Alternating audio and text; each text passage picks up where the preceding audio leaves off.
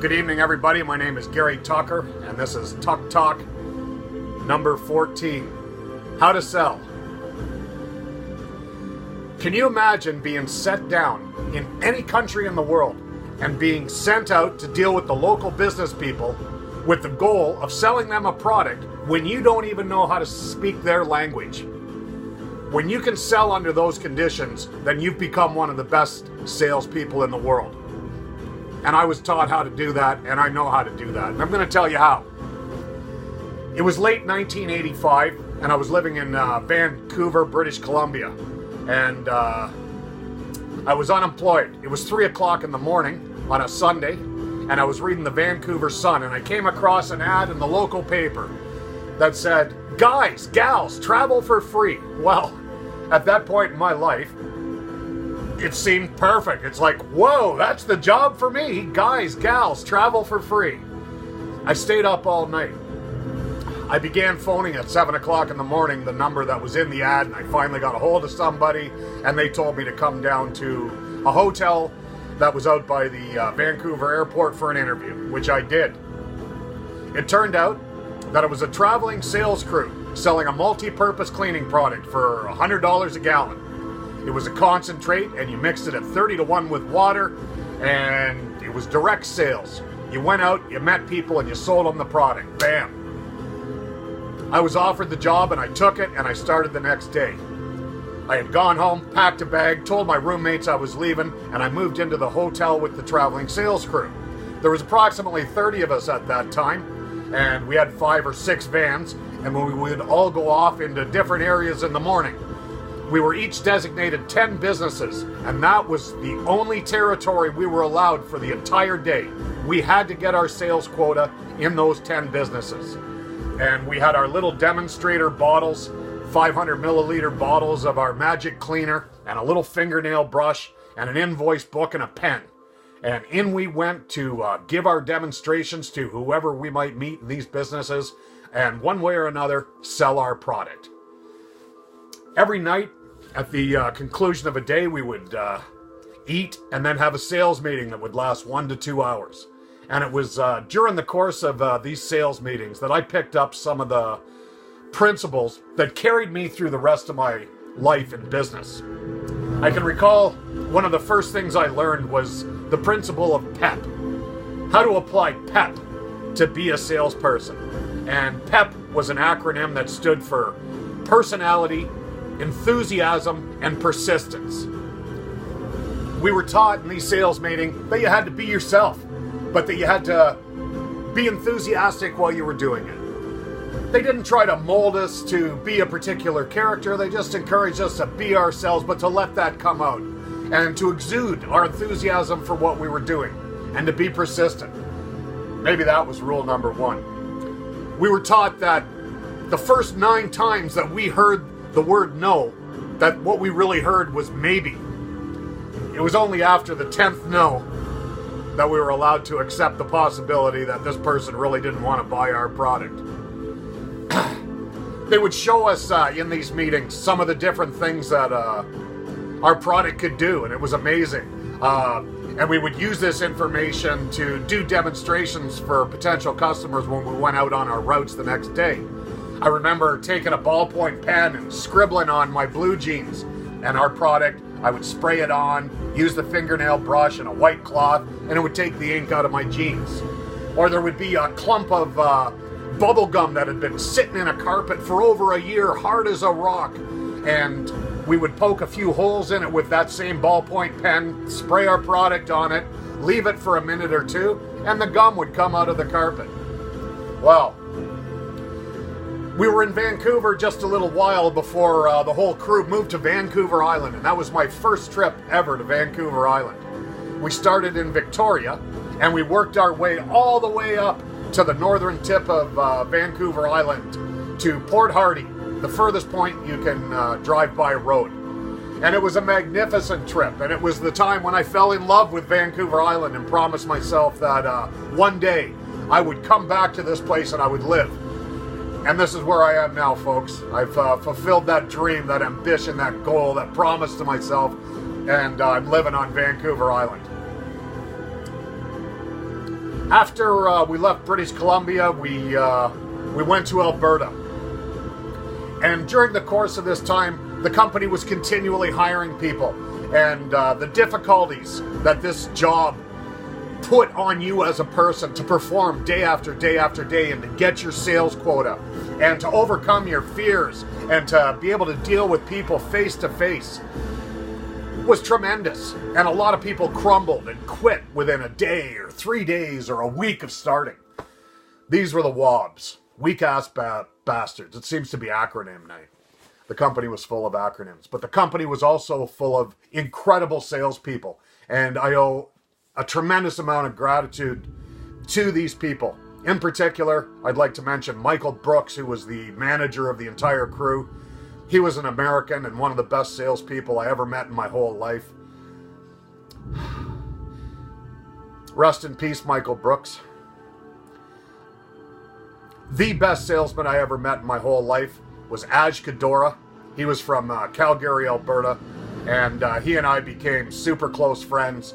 And, you know, he was the best. I've never seen a better salesman than him in my whole life. And he taught me what he knew.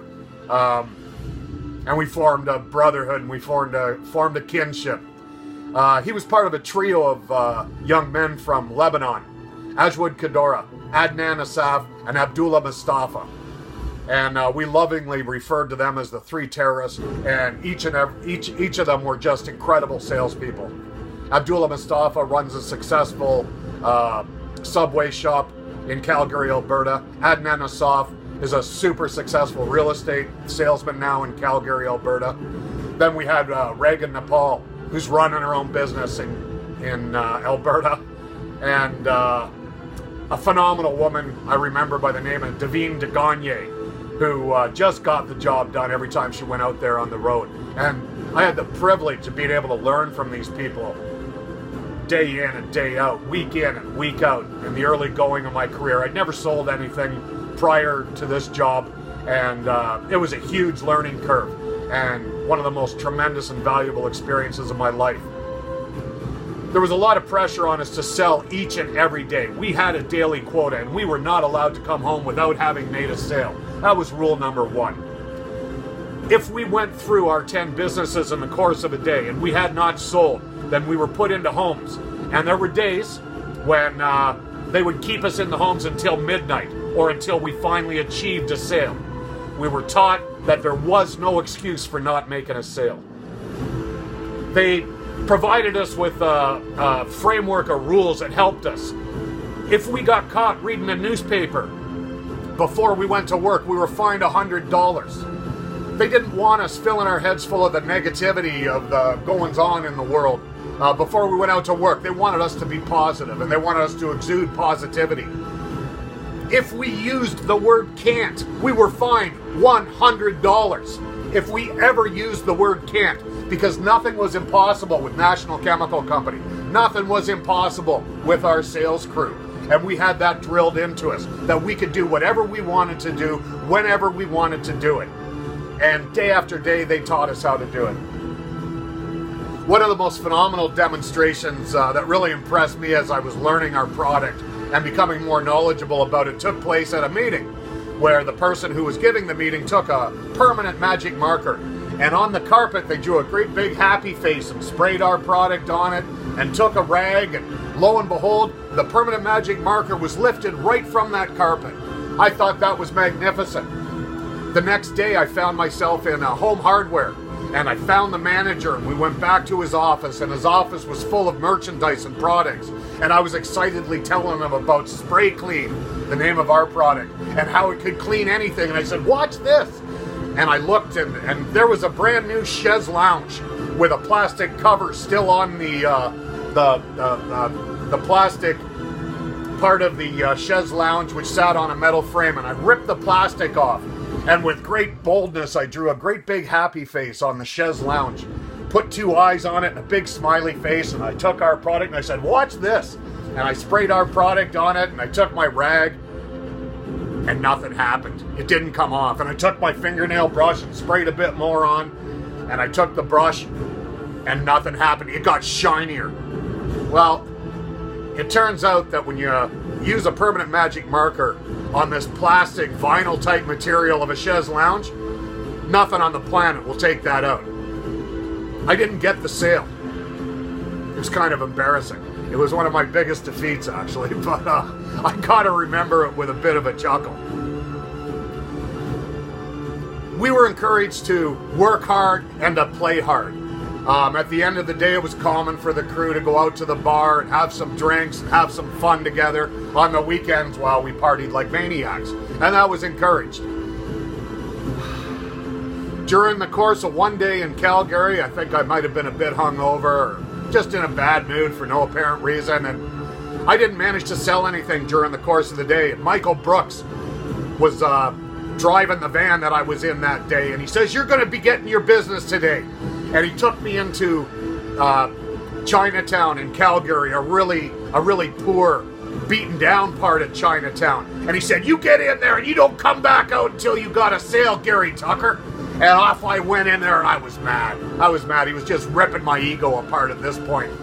And I went in, and for the first time all day, I gave my best sales performance in a restaurant, just this beaten down, filthy Chinese restaurant. Walked into the kitchen and found the owner, and just gave him everything I had, and the man bought 3 gallons from me. And I went back to the van, and I just threw the check at Michael Brooks and said, "There you go, there's your damn sale." And he had this big smile and he's on his face, and he said, "Now you got it. Now you got it."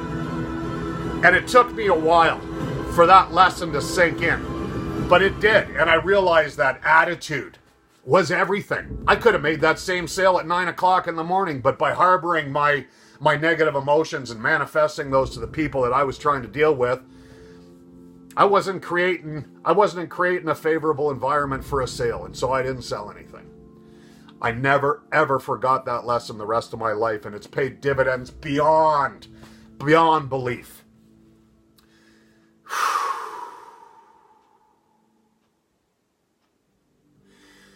We went on to work the province of Saskatchewan, and I was getting pretty good at the job by then. And it came to light that the company had intentions to send me over to the Middle East to sell. Oh my God. I'm a small town Ontario boy. I come from Port Elgin, Ontario. At the time I lived there, it had 6,000 people. The only time I'd ever been out of Canada that I can recall was a weekend trip to Detroit to do some shopping with my parents. So I wasn't a world traveler, and I certainly knew nothing about the Middle East whatsoever, and I certainly couldn't speak Arabic. Now, as I mentioned, I had 3 Lebanese friends on crew who all spoke Arabic. And at the time, I was working closely with Aj Kadora. And it came to pass one day that we needed to do some banking. So we took a little break from work and we went into a bank, and he said, "Look, I'll teach you a bit of Arabic." I said, "Okay." And he said, "Repeat after me." I said, "Okay." And he said, oh, I forgot one important part of the story. There's a big woman standing in front of us, a rather large woman standing in front of us in line. So he says, "Repeat after me, Gary." I said, "Yes." He says, "Tiza." I said, "Tiza." He says, "Mittel." I said, "Mittel." He says, "Ba'ara." I said, "Ba'ara." "Tiza, mittel, ba'ara." "Tiza, mittel, ba'ara." He says, "You got it." I said, "Great. What did I say?" And he casually points at the woman in front of us and he says, "Well, that means she's got an ass like a cow." And we laughed until we couldn't stand up. We fell to our knees. We had to help each other out of the bank. It was a memory that I prize greatly. Ash Kadora has since passed on. Rest in peace, Ash. You're the best salesman I ever met in my life. And you were one of the best friends I ever had, too. I love you. So it came to pass that I did indeed get sent over to the Middle East. And, oh my God, what a frightening experience that was. Whew! Tiza Mittel Buttera didn't go a whole long way when it came to selling a multi-purpose cleaning product door to door with people who only spoke Arabic. And that's about all I knew. So, the very first customer that I ever had when I got sent into Saudi Arabia was a Gillette factory. And this was a huge 10, 20,000 foot warehouse that housed shaving cream and razors and all the different products that Gillette sold. And I walked into this place with my little 500 milliliter demonstrator bottle and my fingernail brush and my little invoice pad and my pen.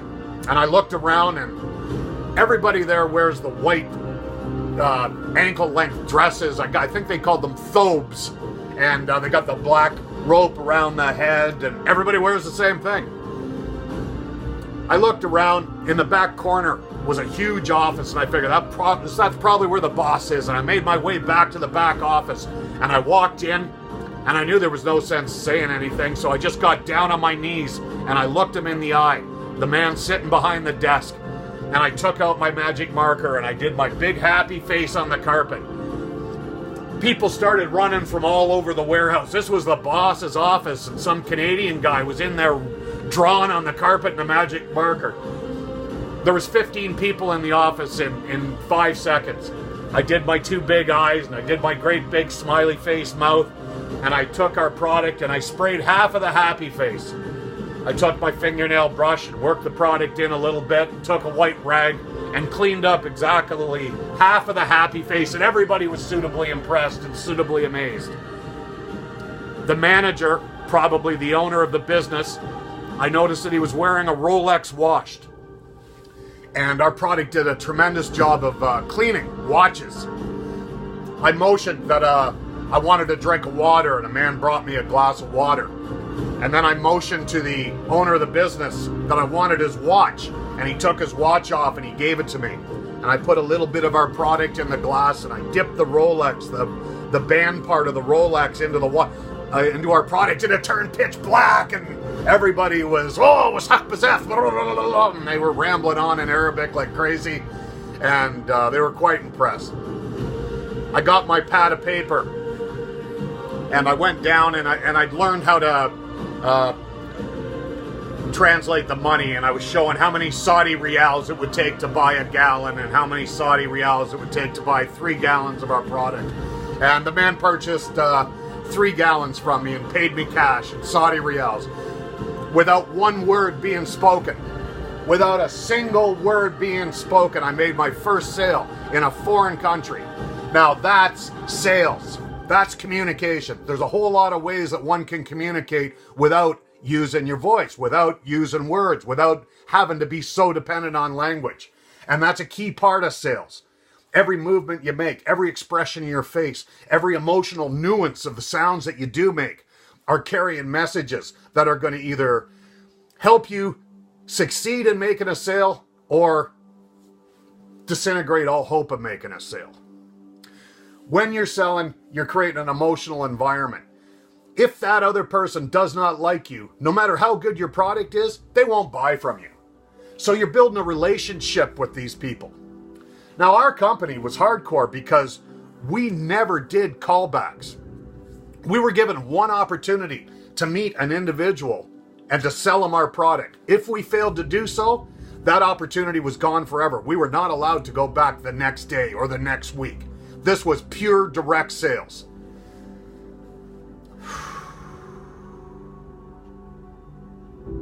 We moved on to Bahrain, and that was a tiny little country, and it was cool because I got to meet the king of that country, and that's the only king I've ever met in my life. If you're a tourist in the country of Bahrain, you're allowed to go to the king's private beach, and we did so, and we're fortunate enough to have him walk down the beach, and he had a Pepsi with us. After that, National Chemical Company decided that they wanted to try marketing our product in Africa. We'd never been to Africa before.